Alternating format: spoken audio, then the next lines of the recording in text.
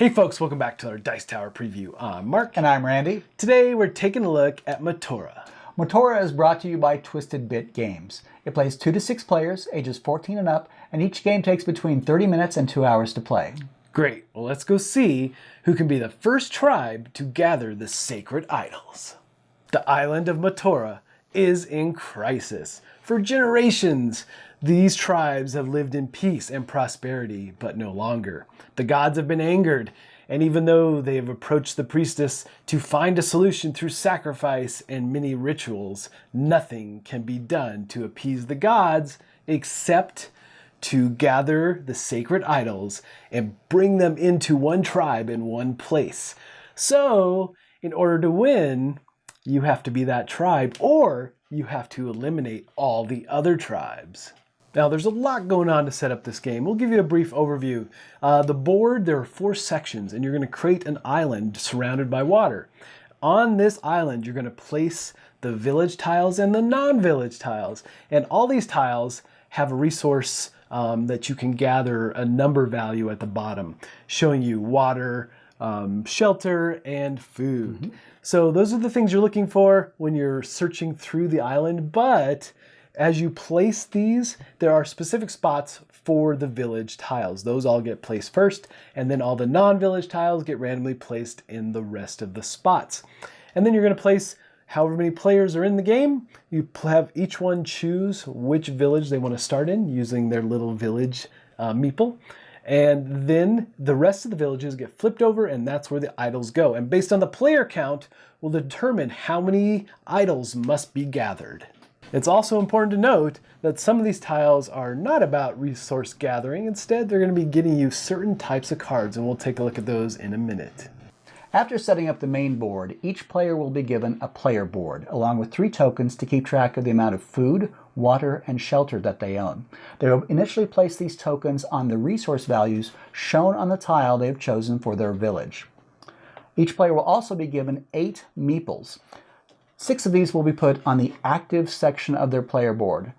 The other 2 will be put beside the board and cannot be used immediately but can be recruited later.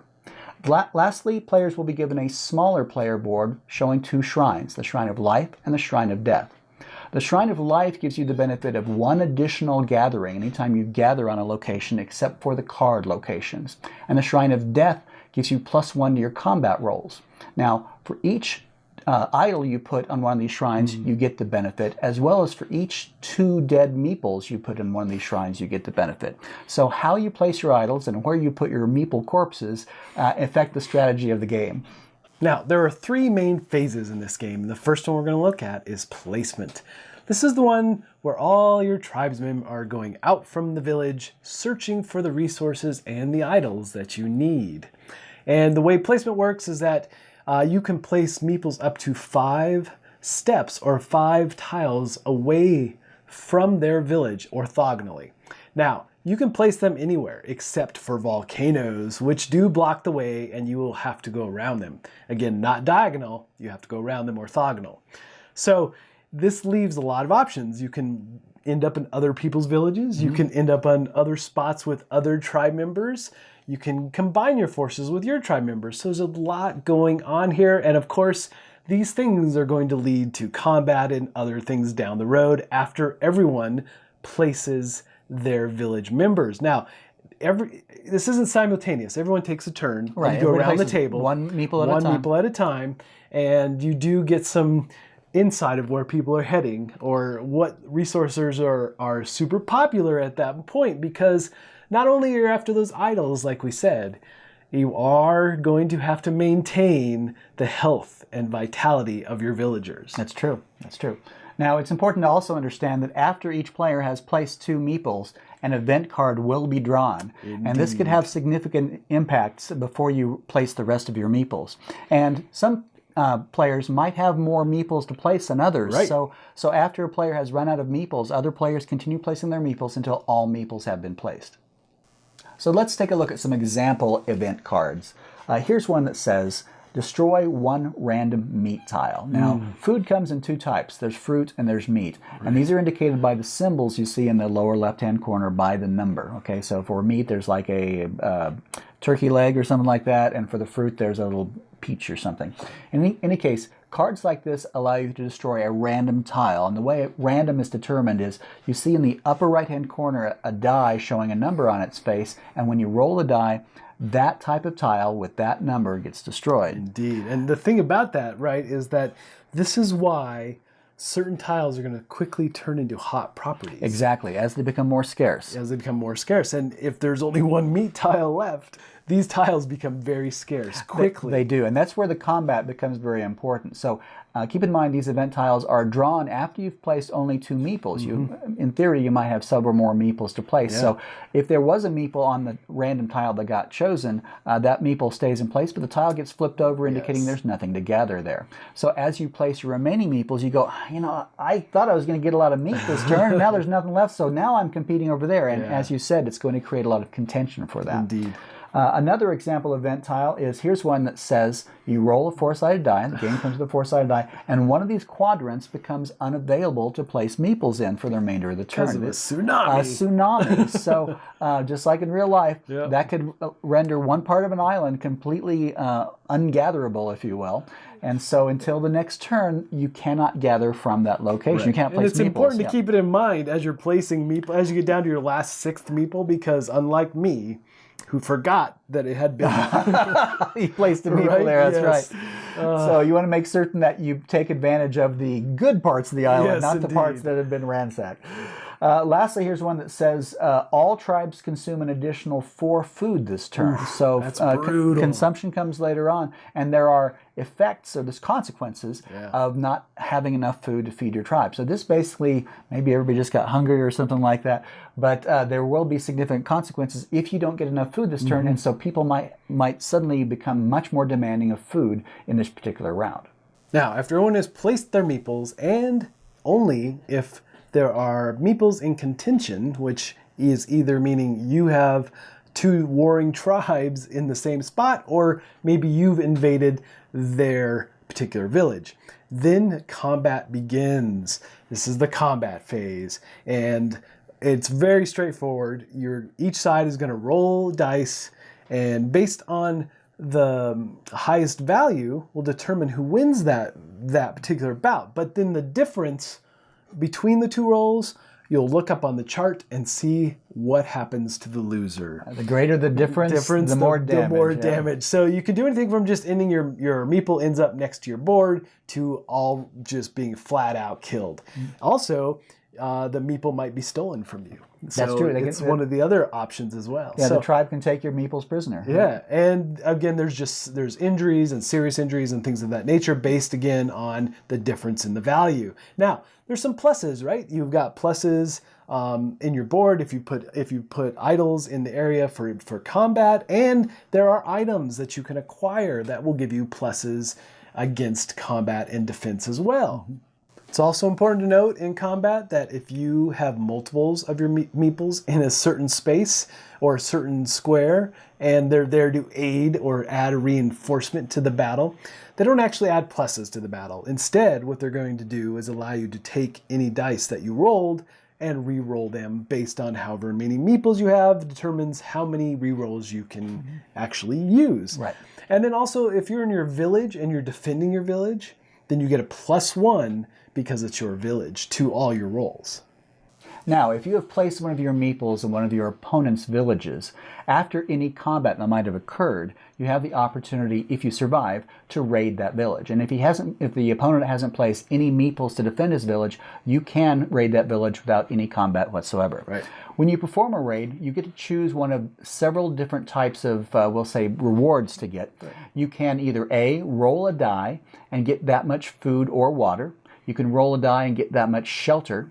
You can rescue one of your captured meeples.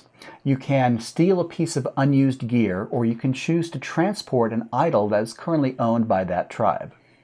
Now, we mentioned that one outcome of combat is you might actually capture the meeples and they become your prisoners. Now, it's important to recognize that even though you have those meeples You cannot place them. They do not come Right. to the defense of your village. They're basically prisoners. They are, and you have to feed them. You do have to feed them, and not the turn where you actually Right. capture them to begin with, but in all future turns, you have to account for them in your total player count when you're consuming food. Right. Now, if you happen to have obtained the sacrificial knife, you can sacrifice these prisoners, or you can cannibalize them and add them for food, You right? basically roll a die, and you can get that much food, and then they go away. So there are some kind of gritty reality things there of the is. ancient tribes applied to this game. And next up, we have the action resource phase. And this phase is kind of broken into two pieces. You're going to be acquiring resources, and then you're going to be spending them. But first, let's take a look at the acquiring. Based on the tile that you are on, you're going to be pulling resources. It's either food, water, shelter, and if you're standing next to the fishing spot, you can grab food from the fishing spot, but you can't also grab the resources from the tile you're standing on. You're choosing between gathering, which is the resources on the tile you're on, or fishing, which is an adjacent, orthogonally adjacent tile. Right, exactly. And then there's a board tile, where you're trying to gather food from. And it's a dangerous spot to gather food because you're going to roll a 6-sided dice. And if you happen to roll a critical failure, a 1, then you're going to be placing that meeple in the injured spot on your player board. And he didn't get any food in the process. Now, there are 2 other types of resources you might pull.